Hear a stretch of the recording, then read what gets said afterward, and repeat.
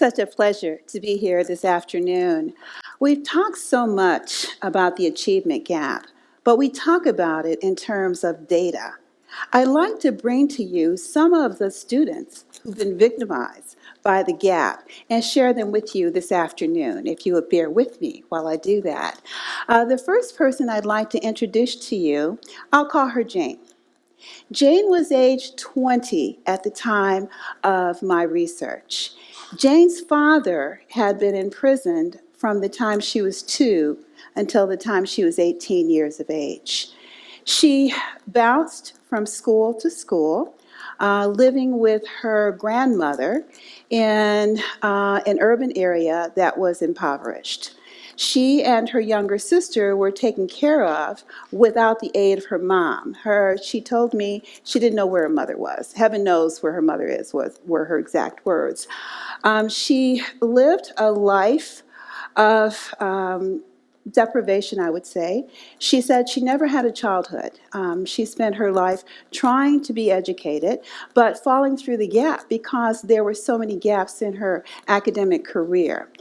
She was bound and determined to complete her education. I was very impressed with her.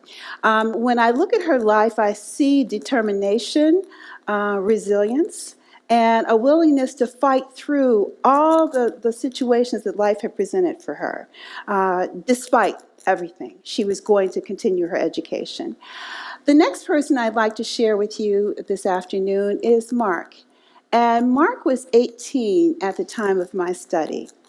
Mark had told me in a very flat, monotone voice that his sister and her baby had been killed the year before by a driver. He just ran them over in the street. She happened to be in the wrong place at the wrong time, and she was killed. And he told me in such a monotone, I tried not to show my emotion, but I was just taken aback by that comment. His oldest brother was in prison. He spent his years from 15 to 17 in juvenile detention, following his brother, following the wrong crowd. But when I interviewed him at the age of 18, he was out and determined to help his younger brothers and sisters.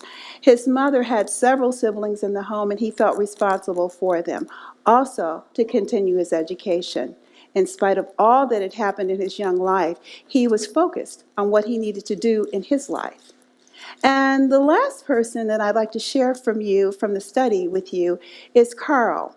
Carl was the only participant. He was the youngest participant in my study at 16. But he was the only one that dropped out of school in middle school. The rest had gone to high school before they dropped out of school. He dropped out in middle school and had a hard time remembering the number of schools he'd gone to. The rest could rattle off their schools. I went to this school, this school, this school. But Mark couldn't. And I think had he had a traditional educational background, he would have been diagnosed as learning disabled. I've worked with children with special needs, and listening to him and hearing him share his experiences led me to believe that perhaps if he had been diagnosed, he would have had a better chance of completing school.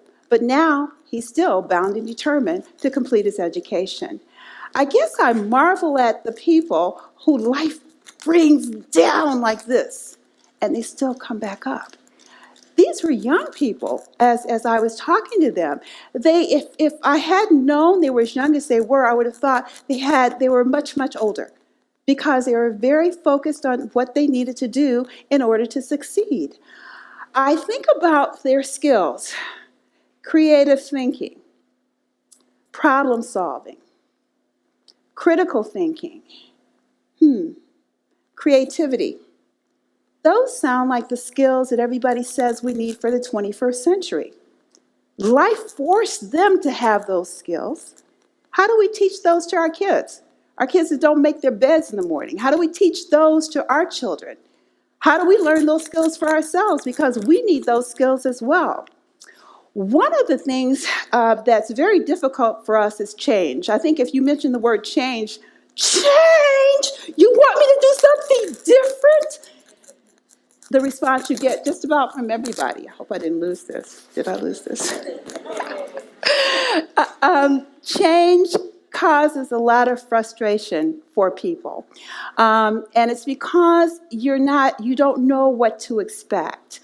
One of the things I like to do with everybody, if you don't mind, is try a little exercise with you. Would you fold your hands like you're really annoyed with me, like you normally fold them? You don't have to frown your faces, just to fold your arms. Okay. Fold them the other way. Okay. Put them down at your side. I sound like I'm doing Simon Says, doesn't it? Now, if I were to ask you to fold your arms, how would you do it? The first way. Because our behavior is automatic. We do things automatically. In order to do something different, we have to stop and think about it. But remember, in order to create something new, you have to do something new. You have to think about it in a different way. I'd like for you to do a little activity on your way to work. I'd like for you to notice something in the environment that you hadn't noticed before. Okay, what? Just notice something that you hadn't noticed before. I think you'll amaze yourself at the end of a week.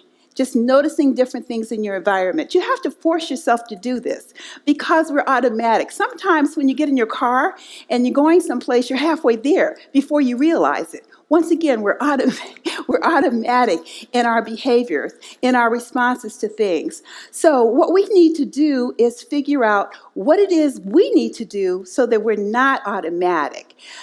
One of the things you want to consider are ideas that may not have worked before.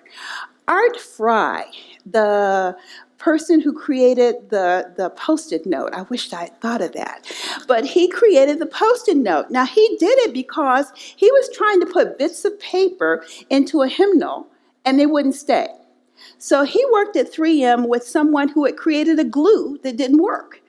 He put those two non-working ideas together, and he came up with the Post-it note. Basically, what we have to do when we're thinking about things that are different and thinking about things that are new is take away some of our negative thoughts.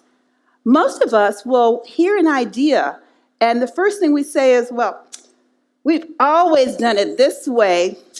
I think Blockbuster probably said that before Netflix came on the scene. We've always done it this way. Or we tried that 20 years ago, and it didn't work. Well, maybe it didn't work because it was before its time. How many new businesses, if you just notice, that you've seen in the past 10 years? Tattoo parlors, okay, just to name a few. But how many new businesses have you seen in the last few years before its time? I think 30 years ago, if you said, I'm going to open a tattoo parlor, people would have probably looked at you strangely. But now they're everywhere. Nail tech places, everywhere. The idea may have been before its time. Remember, my study candidates had no choice. Life forced this upon them. We have a choice. We have to figure out what we need to do. The next thing we need to do is be willing to look at things in a balanced way. For example, we need to say, I like this idea. This is good about this idea. However, I have some concerns, but always start with what you like first. Look at new ideas as raw material and think, maybe this might work. If we did it this way, perhaps this might work. Rather than tearing something down because it doesn't sound as if it might work. Remember, it may be an idea that's before its time. And the last thing I want you to think about is risk. Now, when I tell you change, when somebody says do something different, that causes frustration. People get upset about that. Risk is even more so. People do not want to take risks because of failure. Let me remind you that Macy's failed 7 times before he finally got his store in New York. And I don't know if you remember this, but Apple couldn't give away their equipment maybe 20 years ago. So being willing to take a risk means that we are willing to step outside the box in our thinking. What I'd like for you all to do as you're thinking about the skills for the 21st century, and those skills are communication, collaboration, problem solving, critical thinking, Creativity and innovation, those are the skills we need for the 21st century. What I'd like for you to think about is, what are you going to do to make sure you're ready to adapt those skills based on what our candidates had to do? I'm thinking about Mark, I'm thinking about Carl, and I'm thinking about Jane, what life forced them to do and what we have a choice to do. Thank you.